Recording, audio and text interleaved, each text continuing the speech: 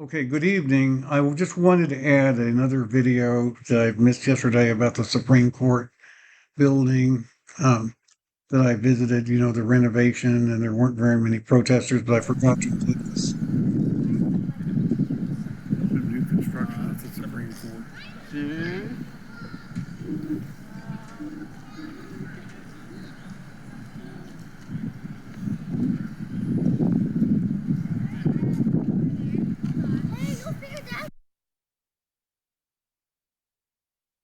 Okay, and want to talk a little bit again about this book, the third book, where I've talked about what individual people who think that they're nonconforming should do, and that I had written that book in 2013.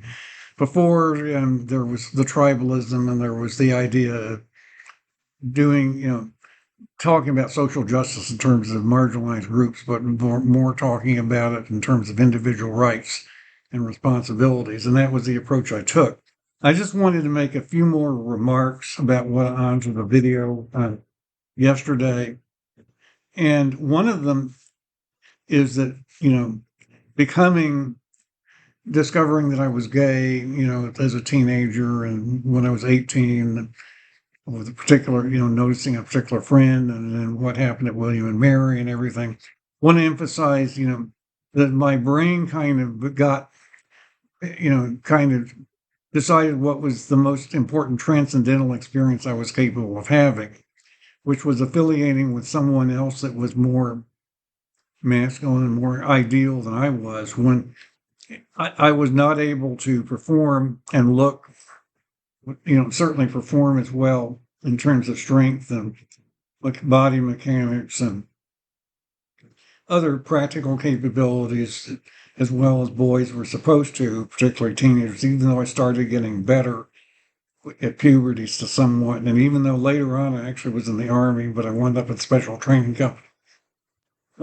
But had I been physically stronger, had I had normal strength and normal, so sort of pay your dues kinds of skills, and still had the piano skills and the music skills and the intellect without sacrificing any of that, and grown up having everything, then I think I would have bought the idea that it was transcendental to date women, and I would have been interested or aroused and would have played the game of dating and then been able to marry and consummate and have children. I think I would have been.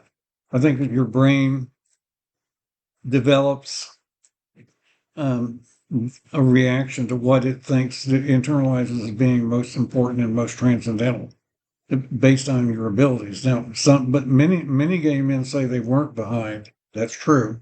So, and then they weren't all feminine boys that could have been trans or something, as you're hearing now. Many say they were perfectly normal, but um, it's also true that many straight men think that they're automatically, aroused by women, that it's inborn, just like it's with animals, and that they never thought about it, it just was. And then their parents, that was what my father thought.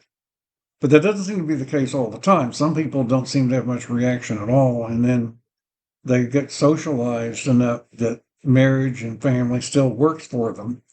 I mean, I know families that were like that, and my friends were, the husbands probably were less typically masculine than average, but the marriages still worked out and lasted and everything, and had children and so forth. So it's quite varied what makes somebody just able to have a normal development and marry and have children. And it isn't always the same. Not everybody is inborn with the same drives as everyone else, and yet many people aren't, still will develop them if they're good enough at everything at what is expected of men. And that was problematic for me. And so it became more practical for me to pick another path, with which what I called upward affiliation, an idealization of other men, and that can, they can be idol worship. That, like in the Old Testament, I think that's the first commandment: "Thou shalt not have any gods before me." So I think, it can degenerate, and if a lot of people adapt it, it can lead in a society that's otherwise has libertarian and has a lot of free rights, you can get a situation where over time people become more and more unequal. It can become disorderly, you can have a lot of entropy, I guess.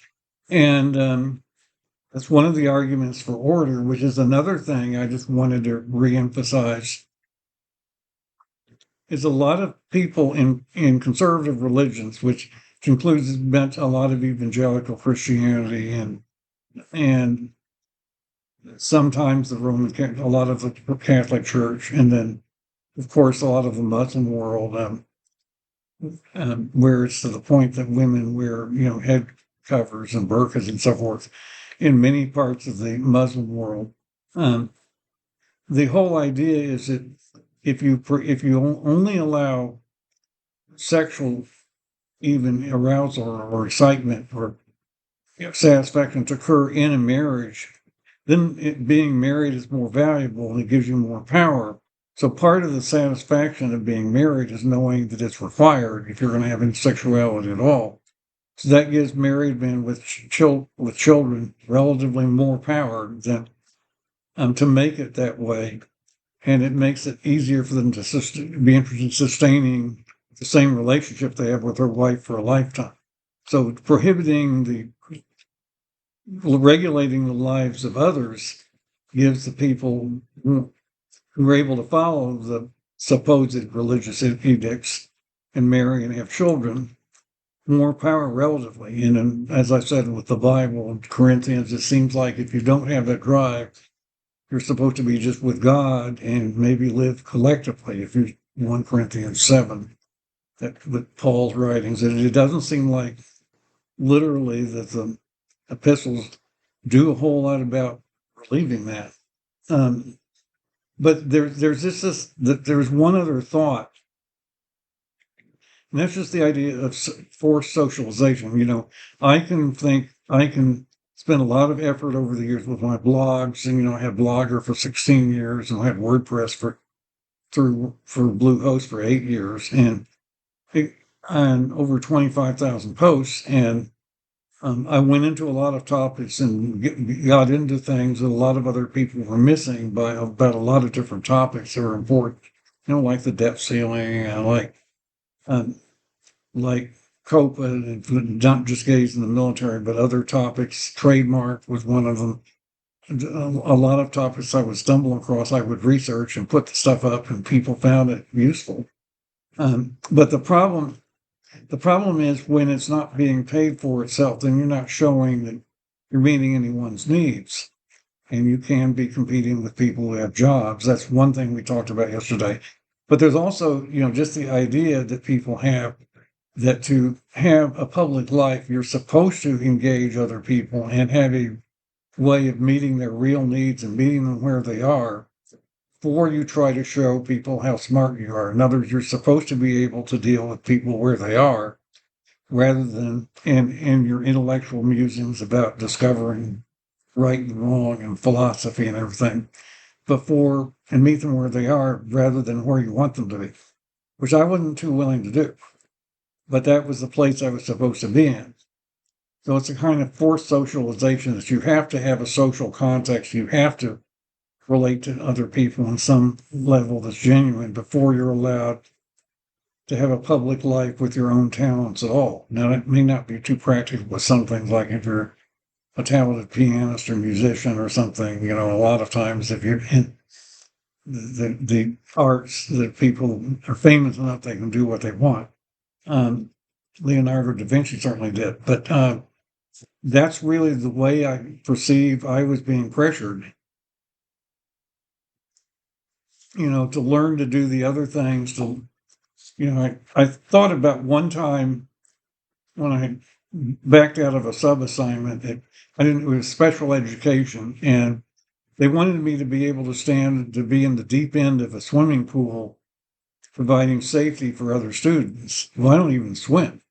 I didn't have the capacity that they expected a man to have. So some things didn't work out very well when I was subbing. There's a lot more to it than that. So it's important to be fit.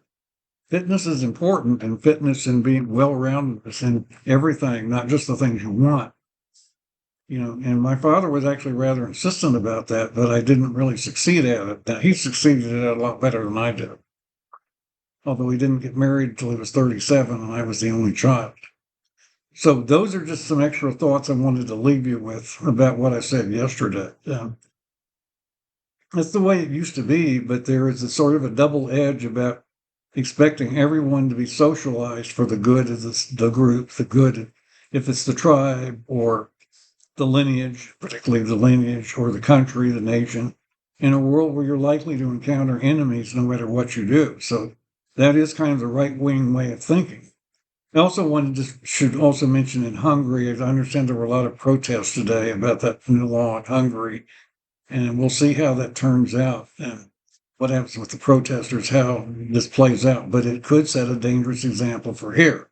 There are some people who, Matt Walsh for one, who want to do that here. So we'll see. We'll see how this plays out. But it is a dangerous thing, a dangerous idea that is in some parts of the far right, particularly overseas, that you have to keep minors completely away from any unconventional lifestyle information at all.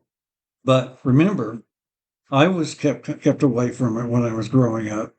I never had access to pornography. Particularly, I never had access to pornography when I was growing up. So it's not that I had access to information that was wrong that inhibited me to growing up being a normal heterosexual man able to provide for women with one income and have children and raise a family of mainly, of conventional children. It was that somehow I had developmental difficulties, maybe because of the measles at age 7. That could have been one good reason. I didn't develop the central spatial coordination and some of the muscle strength that men are supposed to have. And yet I had to own up to it, and eventually was in the Army anyway. And so, yeah, I kind of think people have to own up to their limitations rather than just be victims in a group. That's just kind of how I feel.